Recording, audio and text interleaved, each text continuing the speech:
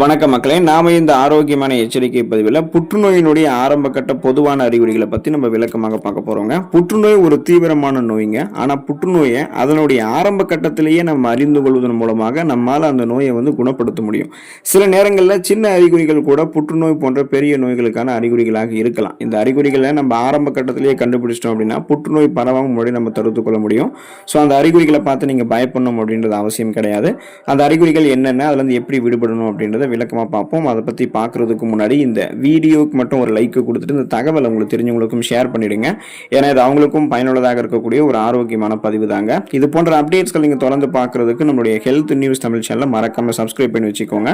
பக்கத்தில் இருக்கக்கூடிய பெல் பட்டனையும் கிளிக் பண்ணி ஆல் அப்படின்ற ஆப்ஷனையும் செட் பண்ணி வச்சுக்கிட்டீங்க அப்படின்னா நாங்கள் போடக்கூடிய எல்லா அப்டேட்ஸும் உங்களுக்கு நோட்டிஃபிகேஷன் அடிக்கடி சேரும். சரிவாங்க மக்களை, இப்போ வீடியோக்குள்ள போயிடலாம். உங்களுடைய உடல் எடை குறைதல் புற்றுநோய்க்கான ஆரம்பகட்ட அறிகுறியாக பார்க்கப்படுது அப்படின்னு தெரிஞ்சுக்கோங்க. உங்களுடைய உடல் எடையானது வழக்கத்திற்கு மாறாக மிகவும் வேகமாக குறைவதை உங்களால் பார்க்க முடியும். அதுவும் நீங்க எந்த விதமான எடை குறைப்பு நடவடிக்கைகளையும் மேற்கொள்ளாமல் இருக்கும் பொழுது இந்த உடல் எடை குறையக்கூடிய நிகழ்வானது நடக்கும். பொதுவாக நம்ம உடல் எடையை குறைக்கணும் அப்படின்னாலே அதிக கலோரிகள் நிறைந்திருக்கக்கூடிய உணவுகளை எல்லாம் எடுத்துக்கொள்ளாம குறைந்த கலோரிகள் இருக்கக்கூடிய உணவுகள், நிறைய எனர்ஜி ட்ரிங்க்ஸ் இந்த மாதிரி தான் நம்ம எடுத்துக்கொண்டு வெயிட் லாஸ் பண்ணுவோம் இல்லையா? ஸோ அதனால தான் நீங்க ஒரு 3 மாதங்கள்லேருந்து 6 மாத காலங்கள் நம்ம உடல் எடை குறைப்பு நடவடிக்கைகளை மேற்கொள்ளும் போது தான் உடல் எடை குறையும். அதுதான் ஒரு ஆரோக்கியமான வழிமுறை. ஆனால் இந்த மாதிரியான எந்த விதமான நடவடிக்கையும் மேற்கொள்ளாமல் இருக்கும்போது நம்மளுடைய உடல் எடை குறையுதுன்னா நமக்கு அது ரொம்ப எச்சரிக்கையாக நம்ம இருக்கணும். இது கணையம், வயிறு, உணவு குழாய் அல்லது நுரையீரல் போன்ற பகுதிகளில் புற்றுநோய் உருவாவதற்கான அறிகுறியாக கூட இருக்கலாம். ஸோ ரொம்ப சேஃபாக இருக்கணும். இந்த மாதிரி இருந்ததுன்னா உடனே மருத்துவரை சந்தித்து அதை சரி செய்து கொள்வது நல்லதுங்க. உடலில் வீக்கம் அல்லது கட்டி ஏற்படுதல் புற்றுநோய்க்கான ஆரம்ப கட்ட அறிகுறியாக பார்க்கப்படுது அப்படின்றத தெரிஞ்சுக்கோங்க. உங்களுடைய உடல்ல ஏதாவது ஒரு பகுதியில் வீக்கம் அல்லது கட்டி ஏற்பட்டுச்சு அப்படின்னா அதை நீங்க கண்டுகொள்ளாமல் விட்டுறக்கூடாதுங்க. வயிறு, மார்பகம் போன்ற இடங்கள்ல புற்றுநோய் காரணமாக கூட கட்டிகள் ஏற்படலாம். எனவே இந்த மாதிரியான கட்டிகள் உங்களுக்கு நீண்ட நாட்களுக்கு இருந்துச்சுன்னா உடனே நீங்க மருத்துவர் அணுகுவது தாங்க உங்களுக்கு ரொம்ப ரொம்ப நல்லது. ஏன்னா புற்றுநோய் அப்படின்றது பொதுவாக பார்த்தீங்கன்னா அதனுடைய செல் பெருக்கமே இந்த மாதிரி வீக்கங்களாகவோ கட்டிகளாகவோ பரவ ஆரம்பிக்கிறதுக்கு அதிகப்படியான வாய்ப்புகள் இருக்கு. ஸோ இந்த மாதிரி இருக்கும்போது நீங்களாகவே ஒரு எண்ணத்துக்கு போக வேணாம், மருத்துவரை அணுகி சோதனை செய்து பாருங்க. செக் பண்ணி பார்க்கும்போது உங்களுக்கே தெரிஞ்சிடும் அது சாதாரண கட்டிகள் தானா அல்லது புற்றுநோய் காரணமாக வீக்கங்களோ கட்டிகளோ நமக்கு ஏற்பட்டிருக்கான்றத மருத்துவரை நமக்கு குறிப்பிடுவார். ஸோ அந்த மாதிரி இருக்கும்போது உடனே அந்த பிரச்சனையிலிருந்து விடுபட்டுக் கொண்டு சிகிச்சைகளை பெற்றுக் கொள்வது நல்லது. தொடர்ந்து இருமல் ஏற்படுதல் புற்றுநோய்க்கான ஆரம்ப கட்ட அறிகுறியாக பார்க்கப்படுது அப்படின்னு தெரிஞ்சுக்கோங்க. தொடர்ந்து இருமல் இருப்பது பல நோய்களுக்கான ஆரம்ப கட்ட அறிகுறியாக கூட இருக்கலாங்க. மார்பில் அதிகமாக சளி இருப்பதால் கூட தொடர் இருமல் உங்களுக்கு ஏற்படலாம். ஆனால் உங்களுக்கு முதல் ஒரு வாரங்கள் ஆரம்பித்து முதல் 3 வாரங்கள் வரைக்கும் பார்த்தீங்கன்னா தொடர்ந்து கடினமான இருமல் பிரச்சனை இருக்குது அப்படின்னா அது ஒரு மோசமான நோய்களுக்கான அறிகுறியாக கூட இருக்கலாங்க. தொடர்ந்து இருமிக்கிட்டே இருக்கிறது, இருமும் போது சளியோட ரத்தம் கலந்து வெளியேறது, சுவாசிக்கிறதுல சிரமம் உருவாகுது, இந்த மாதிரியான அறிகுறிகள் எல்லாமே நுரையீரல் புற்றுநோய்க்கான ஆரம்ப கட்ட அறிகுறியாக கூட இருக்கலாம். ஸோ இந்த மாதிரி இருந்ததுன்னா உடனே நீங்கள் தாமதிக்காமல் மருத்துவரை அணுகி அதை சரி செய்து கொள்வது நல்லது. மச்சம் அல்லது மருவில் மாற்றம் ஏற்படுதல் புற்றுநோய்க்கான ஆரம்ப கட்ட அறிகுறியாக பார்க்கப்படுது அப்படின்னு நீங்க தெரிஞ்சுக்கோங்க. உங்களுடைய மச்சம் அல்லது மருவில் ஏதாவது மாற்றம் ஏற்படுது அப்படின்னா அதை நீங்க புறக்கணிக்க வேணாங்க.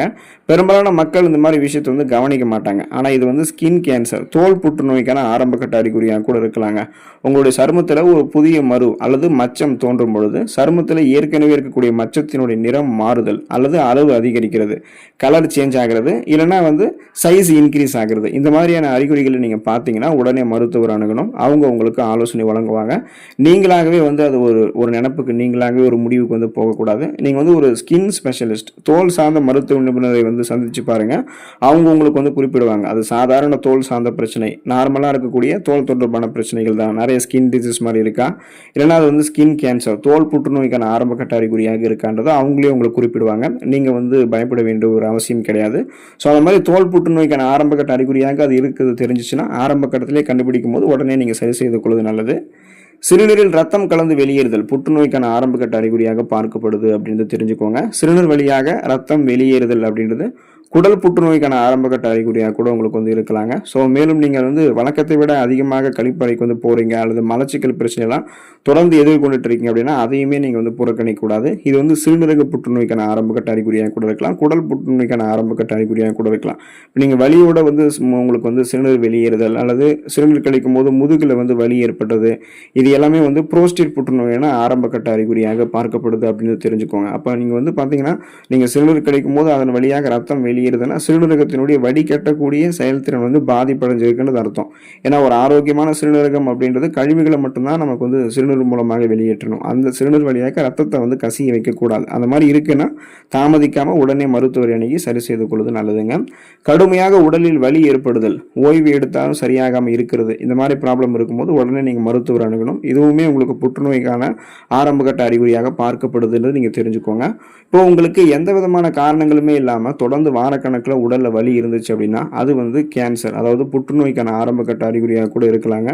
ஸோ கேன்சரோட ரிசர்ச் படி பார்த்தீங்கன்னா, அதாவது புற்றுநோயினுடைய ஆராய்ச்சியின் படி புற்றுநோய் கட்டிகளானது எலும்புகள், நரம்புகள் மற்றும் பிற உடல் உறுப்புகளில் ப்ரெஷரை வந்து கொடுக்கறதால, அதாவது அழுத்தத்தை கொடுக்கறதால இந்த மாதிரியான அதிகமான வலியை வந்து அதை ஏற்படுத்தலாம் அப்படின்றத குறிப்பிடுறாங்க.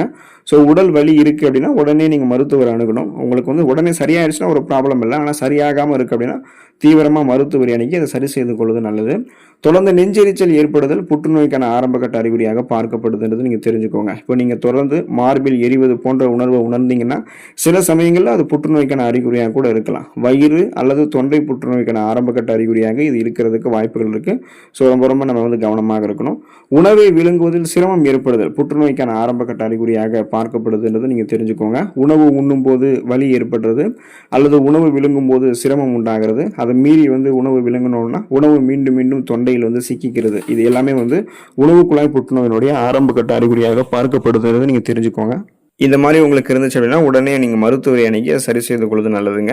இரவில் அதிகமாக வியர்த்தல் புற்றுநோய்க்கான ஆரம்பகட்ட அறிகுறியாக பார்க்கப்படுது அப்படின்னு நீங்கள் தெரிஞ்சுக்கோங்க. இப்போ இரவில் வியர்ப்பது வந்து ஒரு சாதாரணமான விஷயம் அப்படின்னாலுமே சில சமயங்களில் இது வந்து புற்றுநோய் ஏற்படுவதற்கான ஆரம்பகட்ட அறிகுறியாக கூட இருக்கலாம்.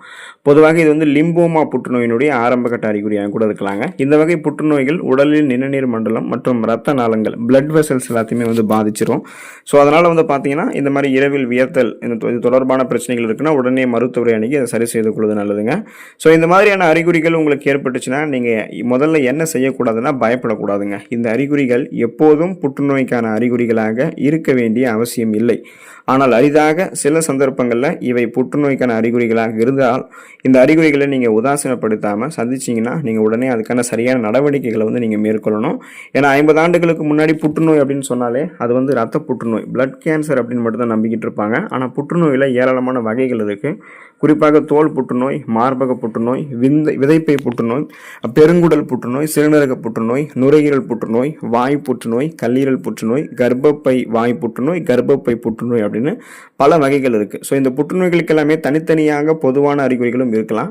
இப்போ நாம் குறிப்பிட்டிருக்கக்கூடிய அறிகுறிகள் எல்லாமே பொதுவாக புற்றுநோய் வந்தால் என்னென்ன அறிகுறிகள் இருக்குமோ அந்த அறிகுறிகள் தான். ஸோ தனித்தனியான சில குறிப்பிட்ட அறிகுறிகள் இருக்கும். நாம் சொல்லக்கூடிய அறிகுறிகள் பொதுவாக இருக்கக்கூடிய அறிகுறிகள். இந்த அறிகுறிகள் உங்களுக்கு வந்து தென்படும் போதே நீங்கள் வந்து உடனே மருத்துவரை சந்தித்து ஆரம்ப கட்டத்திலேயே அந்த புற்றுநோய் செல்கள் பெருக்கம் அடைவதற்கு முன்னாடி அதுலேருந்து நீங்கள் விடுபட்டு கொள்வது நல்லதுங்க. ஸோ இந்த அறிகுறிகள் இருந்தால் புற்றுநோய் வருவதற்கான வாய்ப்புகள் இன்னும் உங்களுக்கு அதிகமாக இருக்கலாம். புற்றுநோய் ஒரு தீவிரமான நோய் தான். ஆரம்ப கட்டத்தில் அறிகுறிகளை பார்க்கும்போது நம்ம முன்னாடியே சரி பண்ணிக்கலாம். ஸோ நீங்கள் வந்து நலமோடு இருங்க. உடனே மருத்துவரை அணுகி புற்றுநோயை சரி செய்து கொள்ளுங்கள். அடுத்த ஆரோக்கியமான பதிவில் மறக்காமல் சந்திப்போம். நன்றி மக்களே.